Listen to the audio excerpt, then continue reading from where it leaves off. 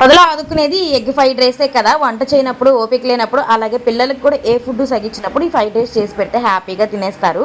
So మా బుడ్డోడు కూడా ఈరోజు నాకు ఆకుకూర పప్పు వద్దు, ఫ్రైడ్ రైస్ కావాలి అన్నాడు. ఇంకా వాడి కోసం అయితే సింపుల్ వేలో చేసేస్తున్నా.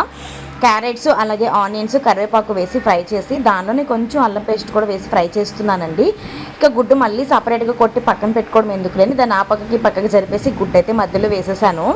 మీరు ఇంకా మీ దగ్గర వెజిటేబుల్స్ ఏమున్నా అన్నీ వేసుకోవచ్చు. నేను ఇక్కడ స్పైసెస్ కొంచెం తక్కువే వేస్తున్నా, బాబు తింటాడు కదా. కాకపోతే పెప్పర్ పౌడర్ అయితే యాడ్ చేశానండి, ఎందుకంటే నాకు కొంచెం గొంతు నొప్పిగా ఉందిలే అని చెప్పేసి, చాలా మంచిది కదా థ్రోట్కి అని చెప్పి పెప్పర్ పౌడర్ లైట్గా యాడ్ చేశాను.